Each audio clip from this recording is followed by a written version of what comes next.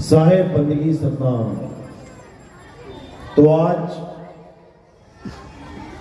मधुबनी में सुगापट्टी में परमपिता परमात्मा के मूल ज्ञान का प्रचार होने जा रहा है। बहुत बड़े भाग हैं उन जीवों के जो इस सत्संग को, इस मूल ज्ञान को अपने पूरे जीवन काल में एक बार भी सुन पाते हैं, और उससे भी बड़े भाग होते हैं उन जीवों के जो इस ज्ञान को थोड़ा सा भी समझ पाते हैं। क्योंकि सुनना बहुत आसान है, आए बैठे सुन के चले गए, लेकिन इस मूल ज्ञान को समझना बहुत मुश्किल है। क्योंकि उसके लिए आपको इतने विवेक की जरूरत पड़ती है कि आप सोच भी नहीं सकते।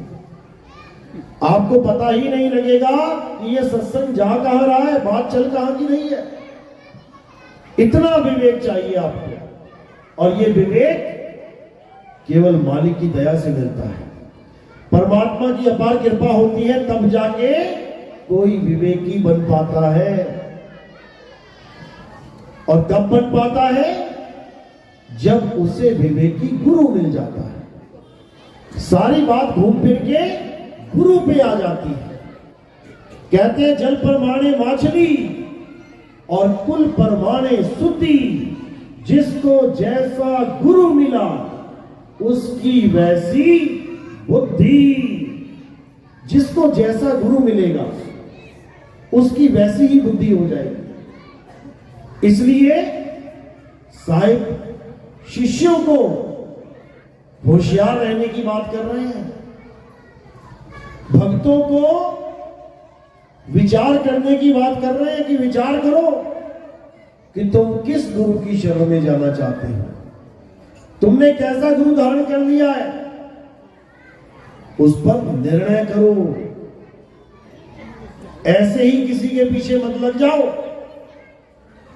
इसीलिए साहिब ने बोला, जब लग मिले नहीं शब्द वो साचा, तब लग करो गुरु 10 पांचा। कि ऐसा बिल्कुल नहीं समझना कि हमने एक गुरु धारण कर लिया, मरते दम तक उसी के पीछे चलना है, उसी के साथ रहना है। भले वो 84 में जा रहा है हम भी चले जाए, वो नरकों में जा रहा है हम भी चले जाए। कई लोग कहते हैं मेरा गुरु नरक में भी चला गया तो मैं उसके साथ नरक चला जाऊंगा। मेरे भाई के नरक में जाने के लिए गुरु धारण किया था। ऐसा वो लोग कहते हैं जो गुरु के शरीर से आसक्ति लगा के बैठे हैं, जो ज्ञान को गुरु नहीं मानते, जो शरीर को गुरु मान बैठे हैं कि जहां गुरु जाएगा मैं भी वहीं चला जाऊंगा। भाई तुमने उसको धारण क्यों किया था? ज्ञान को समझ के तुमने उससे ज्ञान समझा, तुम्हें समझ में आया, तुमने गुरु धारण कर लिया। अब अगर उससे आगे का ज्ञान भी कोई देने वाला मिल जाए तो तुम्हें सोचना नहीं चाहिए कि मैं आगे जाऊंगी वहीं रहूं। तुम्हें विवेक के द्वारा आगे बढ़ जाना चाहिए, उससे ऊपर के ज्ञान को अपना लेना चाहिए।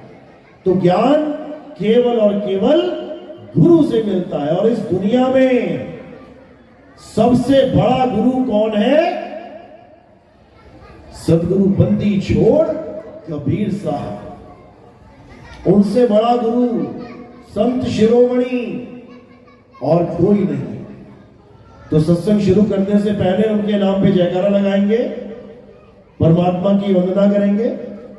बोलिए परमपिता परमात्मा की, सदगुरु बंदी छोड़ कबीर साहिब की, सभी संतों की, सभी भक्तों की, आज के आनंद की, सकल हंस को बंदगी। साहिब बंदगी सतनाम।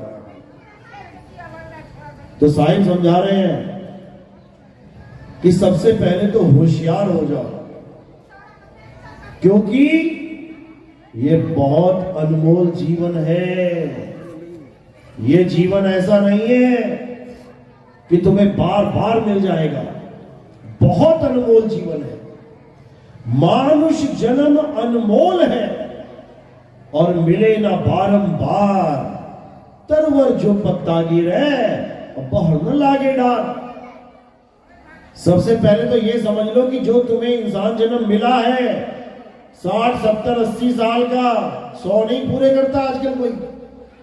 उन 60 सालों में से 40, 45, 50 तुम जी लिए हो। अब उल्टी गिनती शुरू करोगे तब भी कुछ दिनों में पहुंच जाओगे वहां तक। माना तुम 10 साल जियोगे तो 3650 दिन उल्टे लिख लेना और रोज काटने चालू कर देना, बहुत जल्दी पहुंच जाओगे 0 तक। अब गिनती की घड़ियां बची हैं मेरे भाई, और वो भी 60 साल। मैंने इसलिए बोल दिया कि चलो एक एवरेज है, 60 साल में बंदा निकलता है यहां से। अच्छा खाया पिया तो 70, 75, नहीं तो बता दो कौन 100 टच करता है। तो 60 साल भी नहीं पूरे हो पा रहे हैं आजकल, 40 वाले को भी हार्ट अटैक आ जा रहा है। तो भाई अब बहुत कम समय बचा है, ये अनमोल जीवन जो तुम्हारा कुछ पलों का बचा है। अब करना क्या है? अब तुमने इसको सफल कैसे किया जाए इस पे विचार करना है। मकान बना लिया, दुकान बना लिया, बीवी बच्चे हो गए, घर बार खूब बना लिया, 1 माला 2 माला 10 माले बना लिए, एक खेत से 2, 2 से 4, 4 से 16 कर लिए। बहुत अच्छी बात है, बहुत अच्छी बात है कि तुम टेंशन फ्री हो गए कि मेरे बच्चों को भूखा नहीं मरना पड़ेगा, क्योंकि तुम परमात्मा से ज्यादा अपने ऊपर भरोसा करके बैठे हो कि मैं हूं तो मेरे बच्चे भूखे नहीं मरेंगे। वो तो बेकार है, उसको क्या पता कि भूख क्या होती है। वो थोड़ी नहीं रोटी देता, रोटी का इंतजाम तो तुम करने आए थे। अपने बच्चों का, अपने पोते का, अपने पड़पोते का, लगड़ पोते का, अकड़ पोते का, सबका तुम ही इंतजाम करने आए हो। सारी दुनिया की टेंशन तुम ही लेने आए हो। तो भाई इस भ्रम से बाहर निकल जाओ। अजगर करे ना चाकरी, पंछी करे ना काम, और दास मलूका कह गए सबके दाता राम। कौन सी टेंशन लेके बैठे हो तुम लोग? ऐसा हो जाएगा, वैसा हो जाएगा। भाई यहां पल का पता नहीं कैसा हो जाएगा। पूरी पूरी गाड़ी जाती है, शादियों में एक्सीडेंट होता है, दूल्हा भी चला जाता है, बाराती भी चले जाते हैं। किस गलत फहमी में जी रहे हो? ये इंसान जन्म केवल इसलिए मिला है कि ये इंसान जन्म सफल हो जाए, और सफल कैसे होगा ये भी नहीं पता किसी को। कुछ लोग सोच रहे हैं गुरु धारण कर लिया हो गया सफल, ऐसा नहीं है। गुरु धारण कर लिया इसका मतलब तुम ABCD सीखने लगे, अभी मंजिल बहुत दूर है, PhD तक पहुंचना है। तुम्हें तो ये भी नहीं पता कि मैंने गुरु कौन सा धारण कर लिया है। LKG का है, 5वीं का है, 10वीं का है, 12वीं का है, कौन सा है मेरा गुरु?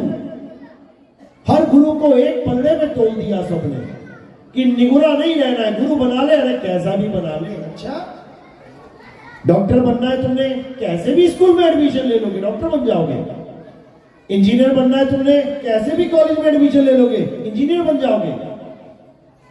जब तुम्हें मुक्ति की बात समझ में आ गई है तो तुम्हें गुरु भी ऐसा धारण करना है जो मुक्ति का मतलब समझता हो। कम से कम मुक्ति है क्या, मुक्ति मिलेगी कैसे, मुक्ति चाहिए किससे, ये सारा भेद गुरु ही समझाता है। तब जाके समझ में आता है कि ये इंसान जन्म सफल कैसे होगा। सबसे पहले गुरु क्या करता है? सबसे पहले गुरु तुम्हारे कर्म साफ करता है। जो गलत काम तुम करते हो, अंडे खा रहे हो, मीट खा रहे हो, मांस खा रहे हो, दूसरों की गर्दनें काट रहे हो, और तुम सोचते हो कि ये तो मरने के लिए बने हैं, हम मुर्गियां नहीं मारेंगे तो मुर्गियां ही मुर्गियां हो जाएंगी, पैर रखने को जगह नहीं मिलेगी। अरे मुर्गियां खत्म हो गई हैं, आलू गोभी की तरह उगानी पड़ रही है इंजेक्शन लगा लगा के। 6-6, 7-7 दिन में मुर्गे तैयार करने पड़ रहे हैं। तुमने इतने मुर्गे खा लिए, इतनी डिमांड आ गई मुर्गों की। समझो बात को, गर्दन काटोगे कटवानी पड़ेगी। ये मत समझना कि किसने देखा, जाऊंगा नदी में, गंगा नदी में छलांग मारूंगा 2 बार घूमूंगा, गंगा का ही जल गंगा को समर्पित कर दूंगा और मेरी मुक्ति हो जाएगी, मेरे पाप कट जाएंगे। गंगा से पाप कट जाते हैं? किसको लगता है कट जाते हैं? हाथ खड़ा करो जरा। गंगा में नहाने से पाप कट जाते हैं? हाथ खड़ा करो। किसी को नहीं लगता? लगता है कुछ लोगों को। अच्छी बात है। क्यों लगता है? क्योंकि तुम्हें ये पाठ पढ़ाया गया है कि गंगा में नहाओ और कर्म काट के आओ, पाप सारे कट जाएंगे, धुल जाएंगे। चलो तुम्हें छोटा सा उदाहरण दे देता हूं। गंगा के किनारे खड़े होके तुम किसी आदमी के घुसा मार दो दांत में और उसका दांत तोड़ दो, और उसके बाद गंगा में डुबकी मार के निकल आओ बाहर। अब अगर वो आदमी तुमसे कुछ कहे तो तुम कहोगी भाई मैं तो गंगा नहाया यार, मेरे तो पाप कट गए, मैंने तुझे कष्ट दिया, पाप किया, लेकिन मैं गंगा में नहा के आ गया, मेरे पाप कट गए। तो क्या तुम्हें छोड़ेगा वो? अगर छोड़ेगा तो बताओ, वो पकड़ के थाने ले जाएगा तुम्हें, और उसके बाद तुम्हें उल्टा करके जो वहां तुम्हारी खातिरदारी होगी वो तुम्हारी सजा होगी। किस बात की? दांत तोड़ने की। गंगा भी तुम्हारे कर्म नहीं काट पाई, और तुम्हारे छोड़ो, गंगा का पुत्र कौन था? भीष्म पितामह। इच्छा मृत्यु प्राप्त थी। पूरे महाभारत में सबसे दर्दनाक मौत किसकी हुई? किसकी हुई? भीष्म पितामह की। सब एक आधा बाण लेके मरे, सब एक आधा गदा खा के तलवार से कट के मर गए, और भीष्म पितामह इतने तीर घुसे, इतने तीर घुसे कि तीरों की शैया बन गई। पूरी रात कराते रहे और ये सोचते रहे कि मैं गंगा पुत्र, मेरी मां स्वयं गंगा। मां ही सबसे ज्यादा बच्चे के कर्म काटती है। मां काट सकती है कर्म। कैसे? बच्चे ने 100 रुपए का नोट चोरी कर लिया पापा के पर्स से। अब पापा आया, उसने देखा 100 रुपए कहां गया, बच्चे पे शक गया। अब लाया डंडा, तो मां क्या कहती है? अरे मैंने तुम्हारे बटुए से 100 रुपए निकाल लिए थे। मां ने बच्चे के कर्म काट दिए। अब मार नहीं पड़ेगी। मां ऐसी होती है, बाप से बचाती है पिटने से। इसीलिए मां सबको अच्छी लगती है। और बाप के सामने 2 मिनट नहीं बैठ पाओगे। बाप अंदर, बेटा बाहर, बाप बाहर, बेटा अंदर। ऐसा भी चलता है कई जगह। तो मां ही है वो जो बच्चे के कर्म कुछ काट सकती है। तो गंगा मां ने अपने बेटे के कर्म काटे कि नहीं काटे? अभी लग जाएगा पता। अब शैया पे लेटे हैं और 100 जन्म पीछे देख रहे हैं कि मैंने ऐसा कोई काम किया ही नहीं जिसका फल मुझे इतना खतरनाक, इतना दर्दनाक मिले। 100 जन्म तक देख डाले दिव्य दृष्टि से। हार के कृष्ण जी को बुलाया, इधर आओ महाराज, आपकी दुनिया का ये कानून है कि जो करोगे सो भरोगे। अरे भाई मैंने ऐसा कौन सा कर्म कर दिया जिसका मुझे ये दर्दनाक फल मिल रहा है? तो कृष्ण जी ने जान लिया कि इसने 100 जन्म देख लिए। तब उन्होंने क्या बोला कि 101वां जन्म देखिए। जब 101वां जन्म देखा तो क्या देखा कि राजा बनके रथ में बैठा है और सारथी घोड़े को लेके जा रहा है। घोड़ा एकदम रुक गया। भीष्म पितामह ने सोचा घोड़ा क्यों रुक गया, भाई क्या हो गया? जब सामने देखा तो सांप उतरे, अपनी तलवार से सांप को उठा के सड़क के किनारे फेंक दिया और चले गए। इतनी बात उनको दृष्टि में दिखाई दे रही है। अब पूछ रहे कृष्ण जी से, महाराज मैंने तो सांप को मारा भी नहीं, मैंने तो उसकी हत्या की नहीं, फिर मुझे ये पाप क्यों लगा, फिर मुझे ये दुख क्यों आया?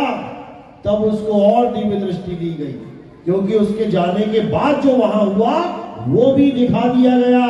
क्या देखा उसने? उसने देखा कि जब मैंने सांप को किनारे फेंका तो वो कटीली झाड़ियों में जाके गिरा और इतने कांटे चुभे, जैसे जैसे वो छूटने के लिए जोर लगाए कांटे और धंसने जाए। उस पाप का फल जो अनजाने में भी हुआ है भुगतना पड़ा, और वो भी उसने भुगता जो स्वयं गंगा मां का पुत्र था। जब अपने कर्म बेटे के नहीं काट पाई, वो भी 101 जन्म पुराने, तो तुम्हें क्या लगता है तुम जाके मार के छलांग बाहर निकल के आ जाओगे तुम्हारे कर्म कट जाएंगे? इस गलत फहमी से निकल जाओ और कर्मों पे ध्यान दो कि मेरी वजह से किसी को कोई कष्ट तो नहीं हो रहा। अगर तुम्हारी वजह से किसी को शारीरिक या मानसिक कष्ट हो रहा है, मानसिक भी बहुत बड़ा कष्ट होता है। जितनी सास बैठी है अच्छी तरह सुन लो, भले तुम बहू को एक झापड़ ना मारो, भले तुम बहू को कभी लाठी डंडा ना मारो, अगर तुमने बहू को ताने मारने भी शुरू कर दिए तो बहू को मानसिक कष्ट होगा। 24 घंटे वो यही सोचती रहेगी कि मेरी सास ने ये क्या बोल दिया, मेरी सास ने मुझे इतना कष्ट दे दिया, और अंदर से बददुआएं निकलती रहेंगी, अति हो जाएगी और तुम्हारा घड़ा फूट जाएगा। फिर क्या होगा? फिर पता लगेगा सासू मां को कैंसर है। अब सासू मां की जान पे बनाई, अब भाग रही है डॉक्टरों के पास, मुझे कोई बचा ले, मुझे थोड़ा सुख मिल जाए। बहू को सुख दिया था क्या? बहू को सुख दिया कभी? और कुछ बहुएं भी ऐसी हैं जो सास का जीना हराम करके बैठी हैं। आते ही मां बेटे को अलग करने में लग जाती हैं। अलग रहना है, क्या बीतेगी उस मां के दिल पे? तुम्हारा भी कल को बेटा होगा, और जब तुम्हारी बहू आके तुम्हें लात मारेगी तब तुम्हें समझ में आएगा कि तुम क्या कर रही हो। छोटा सा जीवन है, छोटा सा। लानत है तुम लोगों पे जो इतना सा जीवन भी प्यार से नहीं बिता सकते। लानत है उन लोगों पे। छोटा सा जीवन है, पल का नहीं पता कि कब किसको हार्ट अटैक आ जाए, कब किसका अंतिम संस्कार हो जाए, उसके बाद याद कर करके रोते रहोगे। तो सबसे पहले कर्म सुधारो। अगर तुमने कर्म सुधार लिए, लोग कहते हैं बाबा जी मैं बहुत दुखी हूं, हर आदमी यही आके कहता है बाबा जी मैं बहुत दुखी हूं। अरे भाई, पहली बात तो ये समझ ले, इस दुनिया में कोई सुखी है ही नहीं। तू कहां से दुखी आ गया? और तू दुखी क्यों है? तुझे यही नहीं पता कि दुख आते कहां से हैं। दुख आते हैं तुम्हारे कर्मों से। अगर तुम्हारे कर्म गंदे हैं, गड़बड़ झाला है, तो ऐसे ऐसे दुख आएंगे कि समेटने मुश्किल हो जाएंगे। बाबा कुछ ना कर पाएगा। इस गलत फहमी में मत रहना कि बाबा जी सिर पे हाथ रख दो कष्ट कट जाएंगे। बाबा खुद बेचारा घर के कष्टों से हार मान के बाबा बना बैठा है। अपनी घरवाली ने दुखी कर दिया तो बाबा बने बैठे हैं लोग। तुम्हें तुम्हारी घरवाली से सुख कहां से दिलवा देंगे? पहले तो इस गलत फहमी से निकल जाना। बाबा तुम्हें क्या बताएगा? बाबा तुम्हें सुखी होने का रास्ता बताएगा। रास्ते पे चलना तुम्ही ने है, और सुखी होने का रास्ता केवल एक है। सामने दीवार है, तुम्हारे हाथ में गेंद है। हल्के से मारोगे दीवार पे तो हल्के से आएगी, और तेज से मारोगे तो तेज से आएगी, वापस तुम्हारे ही पास आएगी। अब करना क्या है? ये गेंद क्या है? ये कर्म है। जब तुम दीवार की तरफ मारते हो तो ये तुम्हारे कर्म होते हैं। जब दीवार तुम्हारी तरफ मारती है तो तुम्हारे कर्म के फल होते हैं। अब अगर तुमने तेज मारी यानी कुछ गड़बड़ किया तो उसका फल बड़ा खतरनाक वाला आएगा, संभालना मुश्किल हो जाएगा। और अगर तुमने हल्के से मारी है तो इतने प्यार से आएगी कि तुम उसको संभाल लोगे। यानी जितने भी कर्म तुम दूसरों को कष्ट देने के लिए कर रहे हो वो तुम गेंद फेंक रहे हो दीवार की तरफ, और वही गेंद जब दीवार तुम्हारी तरफ फेंकेगी तब तुम संभाल नहीं पाओगे। इसलिए सुखी होने का एक ही मंत्र है, दूसरों को सुख देना शुरू कर दो। क्योंकि जो तुम दीवार पे फेंकोगे वही आएगा वापस। तुम कहोगे ओए तो तुम्हारे पास भी आएगा ओए, तुम कहोगे जी तो तुम्हारे पास भी आएगा जी। बिल्कुल सिंपल फॉर्मूला है, जो करोगे सो भरोगे। इसमें बाबा बाबा कुछ ना कर सके, ये तो तुम्हारे हाथ में बॉल है। तो गुरु क्या करता है, सबसे पहले आके तुम्हारे जीवन में ये बुरे कर्मों पे लगाम लगाता है। बेटा अंडा मत खाना, बेटा मुर्गी मत मार देना, बेटा जीव हत्या नहीं करनी है, बेटा बकरे नहीं खाने हैं। सबसे पहले पाप पे बैन लगा दिया। अब क्या बोलेंगे, बेटा शुभ कर्म करने हैं, सत्संग में आओ, भंडारे करो, ज्यादा पैसा आ गया है लंगर लगाओ, लोगों की मदद करो, क्योंकि यही सब तुम्हें वापस मिलेगा ब्याज के समेत। और कौन नहीं चाहता, कौन नहीं चाहता कि मुसीबत में उसकी मदद कोई ना करे, सब चाहते हैं। तुम कितनी करते हो भाई, तुम कितनी करते हो? जिस दिन तुम करने लग जाओगे लोग तुम्हारी करने लग जाएंगे, याद रखना इस बात को। तो कहते हैं ज्यों ही सतनाम हृदय धरया और भयो पाप का नाश, जैसे चिंगारी अगन की पड़ी पुरानी घास। ज्यों ही सतनाम हृदय धरया, जैसे तुमने गुरु धारण कर लिया उसने सतनाम तुम्हें लखा दिया, अब तुम्हारे कर्म पुरानी घास की तरह जल जाएंगे। क्योंकि बड़े बड़े ऋषि मुनि अपने कर्म नहीं काट पाए। बड़े बड़े ऋषि मुनि छोड़ो, बड़े बड़े भगवान अपने कर्म नहीं काट पाए। राम जी को 14 साल का वनवास हुआ, अपनी स्त्री के लिए वन वन रोते हुए भटकते रहे। क्यों? पता है क्यों? क्या कारण था? लोग कहेंगे लीला थी, लीला नहीं थी, कर्म भोग थे। कौन सा ऐसा कर्म किया था जो अपनी बीवी के लिए 14 साल भटकना पड़ा? कौन सा कर्म था? नारद मुनि को भी भटकाया, उसको रुलाया, उसको तड़पाया एक स्त्री के लिए। नारद मुनि, जानते हो नारद मुनि को? नारायण नारायण, सबसे बड़ा भगत विष्णु जी का। एक दिन विष्णु जी के लोक में गया, वहां पे लक्ष्मी पैर दबा रही थी। पता नहीं क्या दिमाग में आया, बोल पड़ा एकदम, महाराज प्रभु आप भी माया से बच नहीं पाए। माया पैर दबा रही है ना, यानी आप भी स्त्री से बच नहीं पाए। अब विष्णु जी ने टेढ़ा होकर देखा कि ये क्या बोल रहा है। अब मन में घमंड आ रहा है कि देखो मेरे पास कोई स्त्री नहीं है, मैं तो माया से बच गया। अब लगा बातें करने वहां पे, महाराज मैं बचाऊं, देख लो आप ही फंस गए, प्रभु फंस गए और भगत बचा हुआ है। तो विष्णु जी कहते बिल्कुल सही बात है, जाओ अपने धाम को जाओ।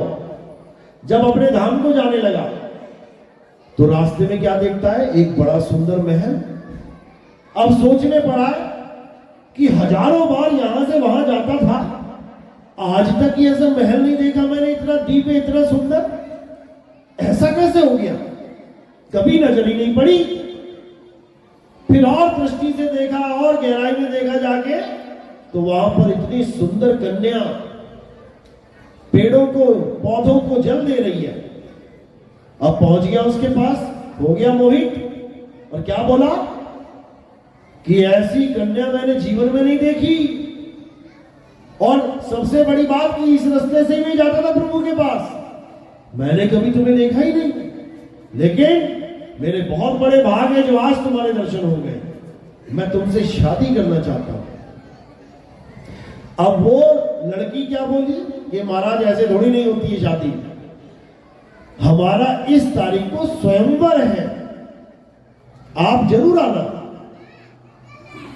अब जब स्वयंवर होता था वहां पर तो एक शर्त रखी जाती थी, जैसे सीता जी का स्वयंवर हुआ तो क्या शर्त थी कि जो शिव जी के धनुष को तोड़ेगा उठा लेगा। द्रौपदी का स्वयंवर हुआ, वहां क्या शर्त थी, मछली की आंख में तीर मारेगा और नीचे तेल में देख के देखेगा नीचे और तीर जाएगा ऊपर। अब उसने पूछा कि मुझे ये तो बता दो कि तुम्हारी स्वयंवर की शर्त क्या है, ताकि मैं पूरा तैयारी से आऊं।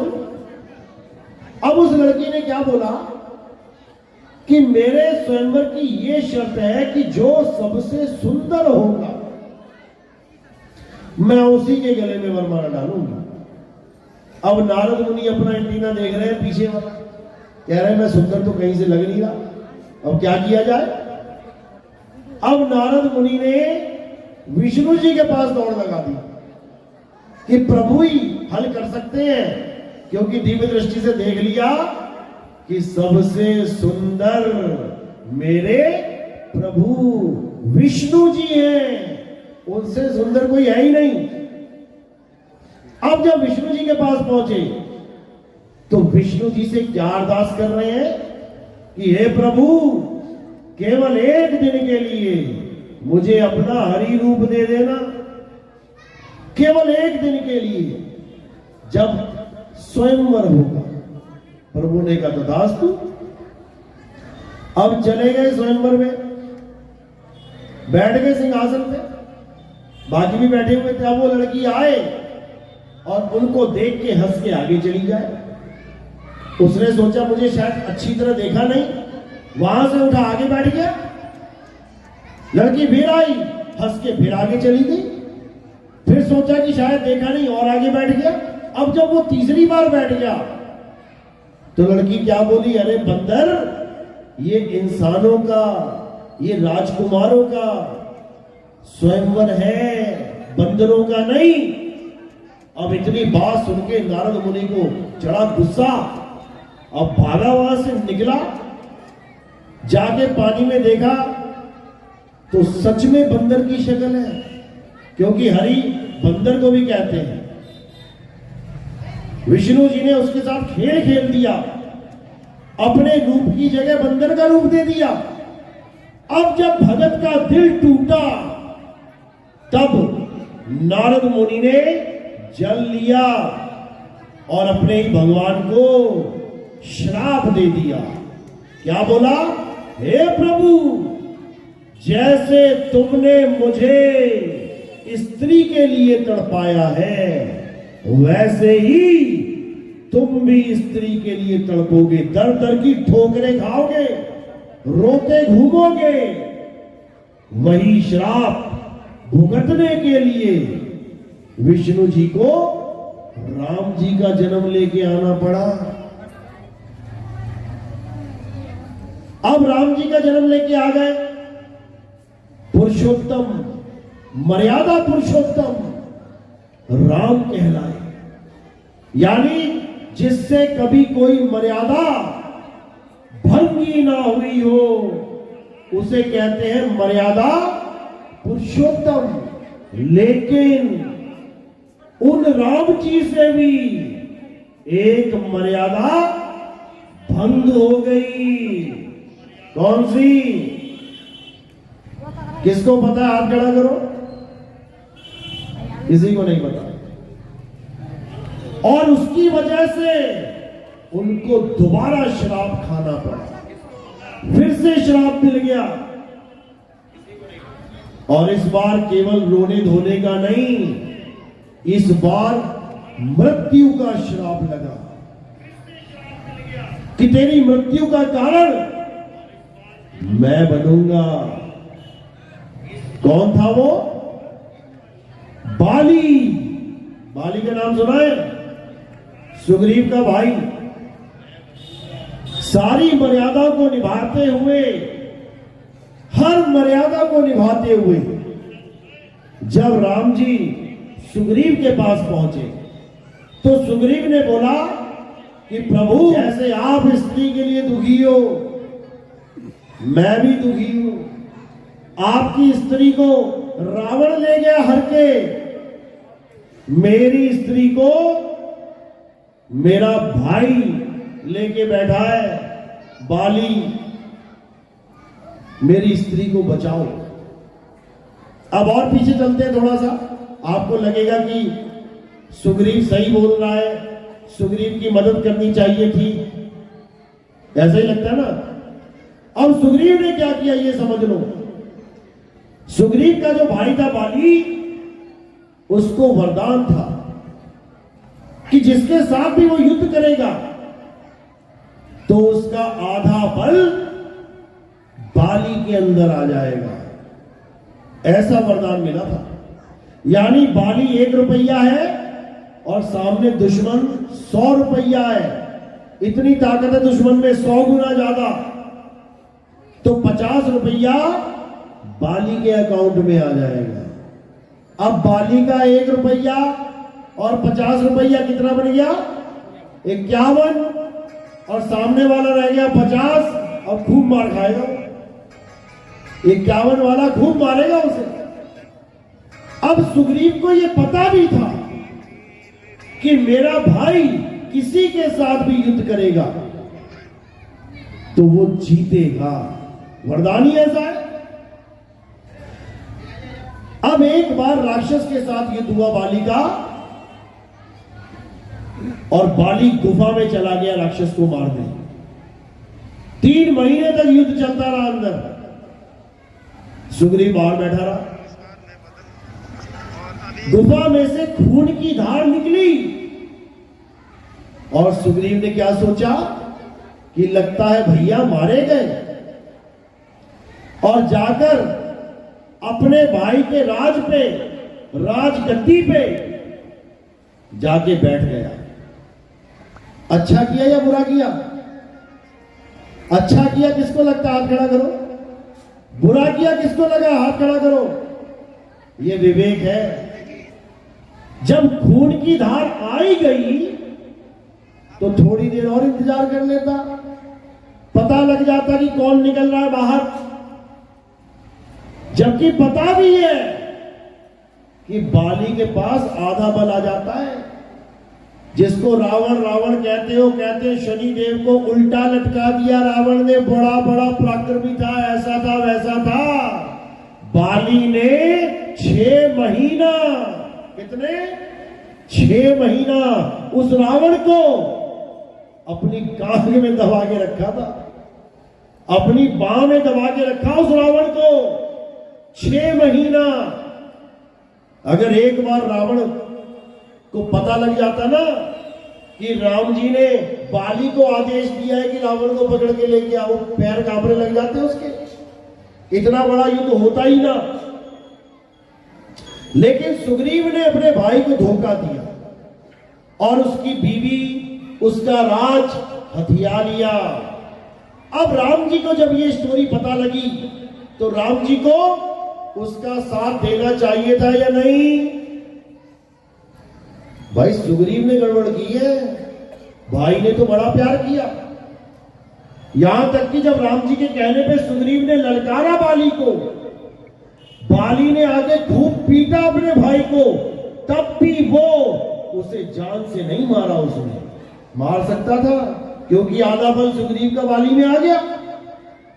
पीट पीट के मार सकता था, लेकिन अपना भाई है, अपना घूने छोड़ दिया कि जा मेरे भाई जा, मत इतनी मार खा, भाग जा। पता है ना ये बात? तो राम जी ने बिना निर्णय लिए कि सुग्रीव गलत है, सुग्रीव का साथ दे दिया और बाली को ललकारने के लिए बोल दिया, जा सुग्रीव ललकार उसको जाके, तुम दोनों युद्ध करना और मैं बाली का वध कर दूंगा। जब दोनों युद्ध करने लगे तो राम जी जब निशाना लगाने लगे तो समझ में ही ना आए कि वो बाली है या ये बाली है, क्योंकि दोनों भाई एक जैसे। खूब मारा बाली ने, खूब मारा, जान से नहीं मारा, छोड़ दिया और चला गया वापस। राम जी ने दोबारा बोला सुग्रीव को कि दोबारा जा, फिर से उसको ललकार, लेकिन इस बार गले में हार पहन के ललकार दा, ताकि मुझे पता लग जाए कि तू कौन है और वो कौन है। अब सुग्रीव ने हार पहना गले में, ललकारा भाई को, ओए बाली इधर आ, तुझे मैं बताता हूं। अब बाली देख रहा है ये क्या कर रहा है, ये फिर पिटेगा। दोबारा बाली जब गया वहां पे युद्ध करने, तो भगवान राम ने क्या किया, छुप के, पेड़ के पीछे छुप के बाली के तीर मार दिया। अब बाली कोई बच्चा थोड़ी नहीं है, उसको भी पता है क्षत्रिय मर्यादा क्या होती है, उसको भी पता है नियम क्या है। क्योंकि जब आप कोई खेल खेलते हो, क्रिकेट खेलते हो, तो आपको भी नियम पता होते हैं, सामने वाली टीम को भी पता होते हैं। आप फुटबॉल खेलते हो, आपको भी नियम पता होते हैं, सामने वाली टीम को भी नियम पता। फाउल होता है अपील कर देते हैं, तो फाउल है। नो बॉल होती है अपील कर देते हैं, एलबीडब्ल्यू होता है अपील कर देते हैं। इसी प्रकार बाली को भी पता है कि छुप के तीर मारना मर्यादा के खिलाफ है। अब ये मर्यादा पुरुषोत्तम नहीं रहे। तब बाली ने क्या बोला कि हे राम, तूने मुझे छुप के तीर मारा है, ये मर्यादा के खिलाफ है। मैं तुझे श्राप देता हूं कि जैसे तूने मुझे तीर मारा है, मैं भी तुझे तीर मारूंगा। जैसे तूने मुझे मृत्यु दी है, मैं भी तुझे मृत्यु दूंगा। तो क्या राम के बाली ने तीर मार दिया? क्या राम जी की मृत्यु बाली के तीर से हुई क्या? नहीं हुई। तो फिर क्या हुआ? वो श्राप कहां चला गया? अगले युग में राम जी अगले युग में कृष्ण बन के आए, उसी एक श्राप के कारण। और जब पूरी लीला खत्म करने के बाद जाने का समय हुआ, उसी बाली ने बहेलिया बनके कृष्ण जी के पैर में तीर मारा। तब जाके कृष्ण जी के शरीर का अंत हुआ। यह है कर्मों का फल, जो युगों युग तुम्हारा पीछा नहीं छोड़ता। इसलिए कोई इस गलत फहमी में मत रहना कि अपनी सास को खूब तड़पाऊंगी और मुझे बहुत सुख मिलेगा। वापिस घूम के वही दुख तुम्हारी जान खा जाएगा। और कोई सास ये ना सोचे कि अपनी बहू को तड़पा के, ताने दे के मुझे बड़ा अच्छा लग रहा है, सुकून मिल रहा है। बहू बनने के लिए तैयार हो जाना, और ऐसी सास मिलेगी तुम्हारा जीना हराम कर देगी। क्योंकि तुम्हारे ही कर्म तुम्हारे सामने आते हैं। प्रेम करो। इसीलिए सब संतों ने ये बोला कि जिन ही प्रेम किया तिन प्रभु पाया। सबसे प्रेम करो, किसी से नफरत करनी नहीं है। क्योंकि सब में वो मालिक बैठा है। तुझ में राम, मुझ में राम, अरे सब में राम समाया, और सबसे कर लो प्रेम, जगत में कोई नहीं पराया। प्रेम करना सीखो। जब तुम प्रेम करने लग जाओगे तब तुम्हारे अंदर एक ऐसी ताकत आ जाएगी। क्यों आएगी ऐसी ताकत? क्योंकि तुमने अपने ईर्ष्या, द्वेष, जलन, क्रोध, इस ताकत को कन्वर्ट कर लिया किसमें? प्रेम में। क्योंकि ताकत कभी बढ़ती नहीं है, एनर्जी कभी खत्म नहीं होती, केवल बदलती है, केवल बदलती है। तो अब जो एनर्जी लगाते थे तुम क्रोध करने में, पाप करने में, अब वो एनर्जी कहां चली गई?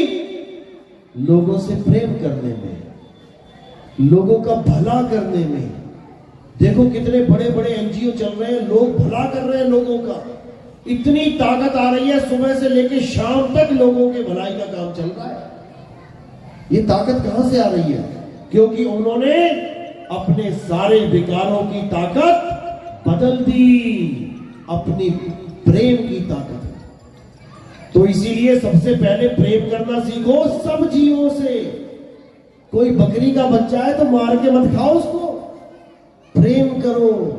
मुर्गी का बच्चा है, प्रेम करो, जैसे तुम अपने बच्चों से प्रेम करते हो। वो भी किसी का बच्चा है, तुमने गर्दन काट दी। अपना बच्चा बीमार हो गया, तुमने बकरे की गर्दन काट के माता को चढ़ा दिया। बताओ, अपना बच्चा इतना प्यारा और दूसरे के बच्चा तुमने गला काट दिया उसका। अब तुम्हारा भी गला कटेगा, तुम्हारे बच्चे का भी गला कटेगा, कोई बचाने वाला नहीं होगा। इसीलिए संत महात्मा सबसे पहले कर्मों पे वार करते हैं। तुम्हारे कर्म ही बदल देते हैं वो। और जैसे तुम्हारे कर्म बदले, धीरे धीरे धीरे प्रकृति तुम्हें प्रेम देने लग जाती है। सास बहू कभी प्रेम करके देखना आपस में, तुम्हारा ऐसा सुंदर घर बन जाएगा कि लोग जलेंगे तुमसे। याद रखना, पड़ोसी ही कान भरते हैं सास के और बहू के। तेरी सास ऐसा कह रही थी तेरे बारे में, अब एक बार भी कन्फर्म नहीं करेगी बहू कि माताजी क्या सच में ऐसा बोल रही थी। दिल में जहर पाल लेगी, अरे मेरी सास तो बड़ी खड़ूस है, ये तो बाहर मेरी बड़ी बदनामी करती है, भले बेचारी तारीफें करके आई हो। ये पड़ोसी भी घर तोड़ने का बहुत बड़ा कारण है। हमेशा घर वाले बुरे नहीं होते, ये पड़ोसी भी बहुत बुरे होते हैं। जब तुम्हें सुखी नहीं देख पाते, वैसे तो सब मालिक के जीव है, लेकिन जब साजिश करने लगते हैं, षड्यंत्र करने लगते हैं, फिर नहीं देखते हैं कि घर का क्या हाल होगा। कहो 2 महीने में तुम्हारा तलाक करवा दें, कहानी भर भर के। इसलिए सबसे बढ़िया मंत्र क्या है कि सुनो सबकी और करो मन की। ये दुनियादारी का फार्मूला है कि अपने मन का करो। जब संत महात्मा की शरण में आ जाओगे तो सुनो सबकी और करो सत की। जो सत है बस वही करना, सत के अलावा कुछ मत करना। तो पहले तुम्हारे कर्म साफ करेंगे, यानी तुम्हारी तन की शुद्धि होगी। उसके बाद मन की शुद्धि होगी, तुम्हारा मन भी बदलेंगे संत महात्मा। ऐसा नहीं केवल तन ही साफ करेंगे कि तुम्हें नहलाना धुलाना सिखा देंगे कि सुबह तड़के 4 बजे उठ के नहा लो और भगवान की बंदगी करो और घंटी बजाओ और मंदिर जाओ। ये काम नहीं है संतों का। उसके लिए साहिब ने बोला कि नहाए धोए क्या हुआ, और जो मन मैल न जाए, मीन सदा जल में रहे, धोए बास ना जाए। तुम केवल नहा धो के बढ़िया कुर्ता पैजामा साफ पहन के 5 सुपारी खा के 2-4 घंटियां बजा के 2-4 नाम जप के सोच रहे हो मैं तो बहुत बड़ा ज्ञानी बन गया, मैं तो बहुत बड़ा भगत बन गया, और मन में छल है, कपट है, ईर्ष्या है, द्वेष है, राग है, तो कुछ होने वाला नहीं है। अब करना क्या है? तन के साथ मन को भी बदलना है। मन कैसे बदलेगा? मन लज्जत का आशिक है, मन को जहां भी सुख मिलता है ये वही भागता है। अब तुम्हारे पास दो प्रकार के सुख है, आनंद है, उनका निबेड़ा कर लो। एक सुख है दुनियावी सुख जो कुछ पल के लिए होता है, और एक सुख है महासुख जो सदा के लिए होता है, जिसको परम आनंद कहते हैं। दुनियावी सुख थोड़े पल के लिए, 2 सेकंड, 5 सेकंड, 10 सेकंड, 1 दिन, 2 दिन, 10 दिन, 1 महीना, 2 महीना, 2 साल, कभी ना कभी खत्म होंगे। और जो असली आनंद है वो तुम्हारे मरने के बाद भी खत्म नहीं होगा, तुम्हारे शरीर छोड़ने के बाद भी खत्म नहीं होगा। कौन सा आनंद है वो? साहिब कह रहे जिस मरने से जग डरे मेरे मन आनंद, और मरने पर ही पाइए पूर्ण परमानंद। वो ऐसा आनंद है कि जीते जी तो आनंद में रखेगा ही, और जब मर जाओगे तब और ज्यादा बढ़ जाएगा। ऐसा बढ़ेगा कि कभी खत्म ही नहीं होगा। कौन सा आनंद है वो? सत्य चित आनंद। नाम सुना होगा, सत्य चित आनंद, जिसको जल्दी जल्दी में बोल देते हैं लोग सच्चिदानंद। भगवान बना दिया सच्चिदानंद को। सच्चिदानंद को भगवान बना के जयकारे लगवा दिए लोगों ने, इन अज्ञानियों ने। कहते हैं जय सच्चिदानंद। अरे वो कोई भगवान थोड़ी नहीं है कि जय सच्चिदानंद। सच्चिदानंद 3 शब्दों का मेल है, सत्य चित आनंद। अब ये है क्या? सत्य का मतलब है परम सत्ता, जिसको सत्य शब्द कहते हैं। चित का मतलब है तुम्हारी सूरत जो संसार में फंसी है, इसीलिए दुखी है। सत्य कहां है? तुम्हारे पास है। सूरत कहां है? संसार में है। इसीलिए दोनों का मिलन नहीं हो रहा है। अगर दोनों का मिलन हो जाए तो ये बन जाएगा सत्य चित आनंद, जिसका कभी नाश होता ही नहीं है। तो सत्य तो अटल है और चित भटक रहा है, यानी सत्य तो अचल है, अडोल है, अबोल है, अकथ है, अकह है, अनाम है, और सुरता भटक रही है, फंसी हुई है। कहां पे? नाशवान संसार में। साहिब कह रहे सूरत फंसी संसार में, तासे पड़ गई दूर, सूरत बांध स्थिर करो, आठों पहर हुजूर। एक ही आदेश है बंदी छोड़ का। अगर तुम्हें समझ में आ जाए तो आठों पहर के लिए एक ही संदेश है। और क्या संदेश है? सूरत बांध स्थिर करो। कहां करो? कहां करो? कोई दीवार में एलईडी लगा देता है, लाल बत्ती देखते रहो, देखते रहो, देखते रहो, मिल गया परमात्मा। कोई त्रिकुटी में ध्यान लगवा देता है, अंधेरे में देखते रहो, देखते रहो, देखते रहो, थोड़ा प्रकाश आ गया, मिल गया परमात्मा। कोई श्वासों में ध्यान लगवा देता है, आती जाती श्वासों में ध्यान लगाते रहो, एक दिन श्वासा बंद हो जाएगी, मारे गए, मिल गया परमात्मा। कोई नाभि में ध्यान लगवा देता है। इन तत्वों में ध्यान नहीं लगाना, ये संसार का हिस्सा है। और संसार में ही तो सूरत फंसी है। कहां लगाना है? नाम मंत्र में। राम राम जपना है क्या? ये भी 52 अक्षर है। सतकबीर सतकबीर करूं क्या? ये भी 52 अक्षर है। सतनाम सतनाम जपू क्या? ये भी 52 अक्षर है। ये सब 52 का जंजाल है, जिसमें अधूरे गुरु तुम्हारी सूरत को फंसा देते हैं। 52 के जंजाल में फंस गया ये संसार। सिमरन 52 का करे, कैसे लागे पार। अगर तुमने कोई गुरु धारण किया है और उसने तुम्हें कोई मंत्र दिया है कि बेटा ये मंत्र जपना, 1 नाम, 2 नाम, 5 नाम, 7 नाम, 50 नाम, तुम्हारी मुक्ति हो जाएगी। हो जाएगी क्या? किसी की नहीं होगी। किस किस को गुरुजी ने नाम दिए जपने के लिए? हाथ खड़े करो। नाम ही नहीं दिया। किस किसने गुरु धारण किया? हाथ खड़ा करो जरा।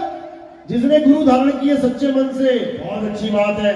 कम से कम 20% लोगों ने गुरु धारण किया है। जिसने कभी कोई गुरु नहीं बनाया वो हाथ खड़े करो। कभी गुरु नहीं बनाया। झूठ बोल रहे हो तुम लोग। हाथ ही नहीं खड़े किए, ना गुरु वालों में ना गुरु वालों नाम में। अगर तुम्हें तुम्हारे गुरु ने कोई नाम जाप दे दिया, अगर तुम्हारे गुरु ने कोई मंत्र दे दिया जपने के लिए, और गुरुजी कह रहा है कि बेटा सारी उम्र जपना पड़ेगा, तो समझ जाना कि तुम्हें गुरु मिला ही नहीं। कौन मिल गया? गुरुआ। नाम सुना है गुरुआ? किसने सुना? हाथ खड़ा करो। 2 तरह के गुरु होते हैं। एक होता है गुरु, एक होता है गुरुआ। अब दोनों में फर्क क्या है? समझ लो अच्छी तरह, बार बार नहीं मिलेगा समझाने वाला कोई। गुरुआ क्या होता है? जो तुम्हें जाप, अजपा जाप और अनहद नाद से जोड़ देता है। कल के सत्संग में मैंने समझाया था, जाप, अजपा, अनहद यानी जाप यानी मंत्रों के जाप। राम राम राम राम राम राम राम राम, अल्लाहु अल्लाहु अल्लाहु अल्लाहु, वाहेगुरु वाहेगुरु वाहेगुरु वाहेगुरु, कबीर कबीर कबीर, सतनाम सतनाम सतनाम। कोई भी नाम जो जीव के द्वारा बोला जा रहा है, अगर वो नाम तुम्हें तुम्हारे गुरु ने दे दिया तो गुरु भी गया 84 और चेला भी गया 84। क्या बोला साहब ने? घर घर मंत्र देत फिरत है, माया के अभिमाना, गुरुआ सहित शिष्य सब बूढ़े, अंतकाल पछताना, साधो देखो ये जग बौराना। जो गुरु तुम्हें जपने वाला नाम दे दे, चाहे 1 नाम दे दे, चाहे 2 दे दे, 5 दे दे, 50 दे दे, उसने तुम्हें फंसा दिया।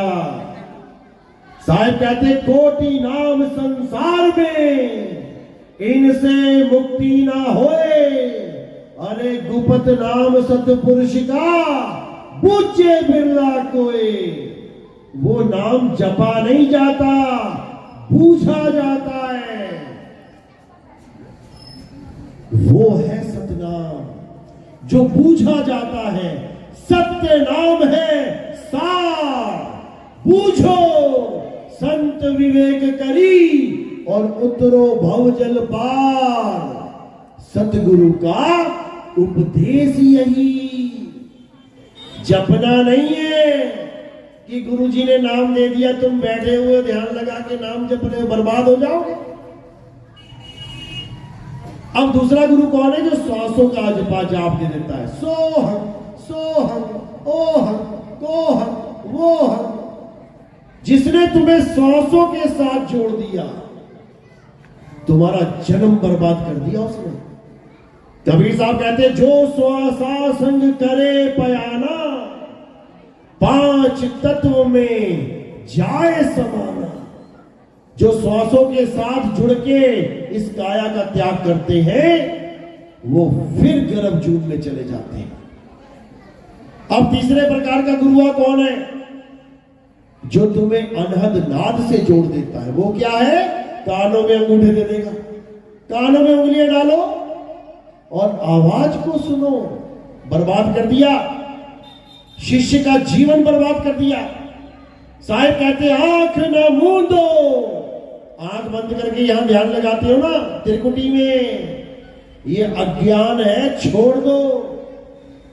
साहिब कह रहे आंख न मूंदो, कान न रूंदो, तनिक कष्ट मत धारो, खुले नयन पहचानो हंस हंस सुंदर रूप निहारो। खुले नैनों से बिना कोई नाम जपे, बिना कोई श्वासों का अजपा जाप किए, बिना कोई कानों में उंगलियां डाले तुम्हारी मुक्ति होगी। कैसे होगी? जब तुम्हें जाप अजप्पा अनहद से परे का गुरु मिल जाएगा। तो साहिब कह रहे हैं जाप मरे अजपा मरे, अनहद भी मर जाए, सुरत समाए शब्द में, वाको काल ना खाए। अब कौन से शब्द में सुरत समाएगी? सार शब्द में, जिसके लिए साहिब ने बोला बीजक में सार शब्द कहीं बाची हो, मानो एतबारा हो, अक्षर पुरुष पेड़ है, निरंजन वाकी डारा हो। यानी अगर तुम्हें सार शब्द का भेदी गुरु मिल गया जो ये जाप अजपा अनहद छुड़वा दे, तब तुम्हारा कल्याण होगा, नहीं तो नहीं होगा। याद रखना इस बात को। तो साहिब कह रहे सोई गुरु पूरा कहावे, जो दो अक्षर का भेद बतावे, एक छुड़ावे एक लखावे, तब प्राणी निज घर को जावे। ऐसा गुरु मिल जाए जो ये जाप अजपा अनहद को छुड़वा दे और सार शब्द को लखा दे, समझो तब तुम अपने निज घर को जा पाओगे। उसके बाद 84 में नहीं जाना पड़ेगा, यहां तक कि मनुष्य चोला भी नहीं मिलेगा, इसमें भी महा दुख है। 84 का जानवर देखा कभी आत्महत्या करता हुआ? कौन आत्महत्या करता है? मनुष्य करता है। सबसे ज्यादा दुखी ये जानवर है पूरी दुनिया में, जो जहर भी खा लेता है, आग भी लगा लेता है, छत से कूद भी जाता है, फांसी पे लटक भी जाता है, ट्रेन के आगे भी कट जाता है आके जानबूझ के। सबसे दुखी है। तो इसीलिए साहिब कह रहे हैं कि गुरुआ तो घर घर फिरे, कौड़ी केर 50। एक कौड़ी में 50 गुरु आ जाएंगे, क्योंकि माया का खेल है सारा। अरे गुरुआ तो घर घर फिरे, कौड़ी केर 50, अपने रूप की खबर नहीं और शिष्य करण की आस। अपने रूप की खबर नहीं। उस गुरु को यह नहीं पता कि मुक्ति स्वरूप सिद्ध करके होगी, मुक्ति आत्म स्वरूप प्राप्त करके होगी। और क्या कर रहा है वो? खुद भी नाम जप रहा है, चेले को भी जपवा रहा है। अब ये 84 में जाएगा। उसके लिए साहब ने क्या बोला? अरे झूठा गुरु अजगर बना, लख 84 जाए और सारी संगत चींटी बनी, तोड़ तोड़ के खाए। जो भेदी गुरु नहीं होता है उसे 84 में जाना पड़ता है, क्योंकि वो दुनिया का माल खाने के लिए गुरु बना है। ना तो उसे खुद का पता कि मेरा स्वरूप क्या है, ना ही उसे सामने वाले का पता कि चेले का स्वरूप क्या है, तो साहिब समझा रहे हैं, शब्द हमारा तू शब्द का, सुन मत जा सरक। लोग सरक जाते हैं बीच में से, सत्संग समझ में नहीं आता, उठ के घर चले जाने लगते हैं। तो साहिब क्या है, वो क्या बोल रहे हैं समझो, शब्द हमारा तू शब्द का, अरे सुन मत जा सरक, जो चाहे निज रूप को, तो शब्द ही ले परख, उस शब्द को परख ले जो तेरे गुरु ने तुझे दिया है। अगर तेरे गुरु ने कोई मंत्र वंत्र पकड़ा दिया तो 84 में जाने की तैयारी कर ले मेरे भाई, 84 में जाना पड़ेगा, गुरु को भी चेले को भी, अच्छी तरह समझ लो। इसीलिए स्वरूप की बात हो रही है, आत्म स्वरूप की, मंत्र वंत्र की ज्ञान की बात नहीं है। जल में मीन प्यासी, मोहे देखत आवे हासी, आत्म ज्ञान बिना नर भटके, कभी काबा कभी काशी। आत्म ज्ञान बिना नर भटके, यानी जो अपनी आत्मा को नहीं जान पाता, जो अपने आत्मा को, अपने सत्य स्वरूप को नहीं जान पाता, वो भटकता है। या तो मंदिर मस्जिद गुरुद्वारों में भटकेगा अगर इंसान है तो, और इंसान जो छूट गई तो 84 में भटकेगा। 1,84 भटक के, अरे पौ पे अटके आए, यानी इंसान बन गए। अब की पासा ना पड़ा तो फिर 84 जाए। अगर इस बार भी पासा सही नहीं पड़ा तो जैसे पांडव हार गए थे ना, ऐसे ही तुम भी हार जाओगे। इसलिए सत्य को जानो, सत्य शब्द को जानो, भेदी गुरु को जानो, जो तुम्हें वस्तु का लखाव कराए, वस्तु के नाम का नहीं। अच्छी तरह समझ लो। एक लाइन और, तो साहिब क्या कह रहे हैं, वस्तु कही और ढूंढे कहीं, कैसे लागे हाथ, गुप्त वस्तु तब मिले, भेदी लीजे साथ। अरे भेदी लीना साथ में, दीनी वस्तु लखाए, और कोटि जन्म का पंथ था, पल में पहुंचा जाए। करोड़ों जन्म तुम जिसको प्राप्त नहीं कर सकते, एक पल में उसके बारे में जान जाओगे। तो बात है सतवस्तु की, सत्य में चित्त लगाना है और आनंद को पाना है। तो आज का सत्संग यही समाप्त करते हैं, क्योंकि आगे दूसरे महात्मा जी का समय हो रहा है। तो बस ये पूछना चाहूंगा कि मेरी बात ऊपर से तो नहीं जा रही, समझ में आ रही है? किस किस के समझ में आ रही है हाथ खड़े कर दो।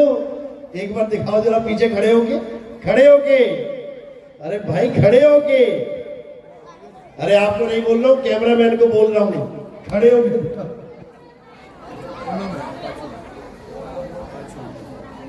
कैमरे में देखो क्या दिख रहा है। एक बार फिर से हाथ खड़े करो, किस किस को समझ में आया? बहुत अच्छी बात है, क्योंकि संतों का आना तब सफल होता है जब बात समझ में आ जाए। आदि नाम हम भाग सुनाया, और मूर्ख जीव समझ नहीं पाया। लेकिन यहां सब ज्ञानी है भाई, यहां कोई मूर्ख नहीं है। बड़ी खुशी हुई, और आज का सत्संग यही समाप्त करते हैं। और अगला सत्संग हमारा कल खगड़िया में है। जो लाइव देख रहे हैं हमारे सत्संग को, जो भी खगड़िया में आना चाहता है वो खगड़िया पहुंचे और मुझे फोन करके एड्रेस ले सकता है। खगड़िया के बाद हमारा सत्संग सीतामढ़ी में है, उसके बाद छपरा में है, उसके बाद सीवान में है, फिर छपरा में है, और उसके बाद पूरा मैंने यूट्यूब पे दे रखा है जहां हमारे प्रोग्राम है। क्योंकि हमारे कम से कम 100 प्रोग्राम पहले बुक हो जाते हैं, उसकी पूरी लिस्ट मैं यूट्यूब पे दे देता हूं। जो भी हमारे प्रोग्राम अटेंड करना चाहता है वो हमारे YouTube पे अच्छी तरह समझ सकता है, देख सकता है। हमारे YouTube का चैनल का नाम है कहत कबीर सुनो भाई साधो नितिन दास। आपने YouTube पे लिखना है कहत कबीर सुनो भाई साधो नितिन दास, कबीर साहब की पीली सी फोटो आ जाएगी, आप उसको सब्सक्राइब कीजिए। या फिर आप लिख सकते हैं नितिन दास के सत्संग। आपको YouTube में साधना चैनल के प्रोग्राम हैं और भी बहुत से चैनलों के प्रोग्राम हैं, ईश्वर टीवी के प्रोग्राम हैं, वो सारे आ जाएंगे। तो आज का सत्संग यही समाप्त करते हैं। अब एक जयकारा लगाएंगे मालिक के नाम पे और बढ़िया जयकारा लगाएंगे, क्योंकि उम्मीद है खा पी के आए आपको।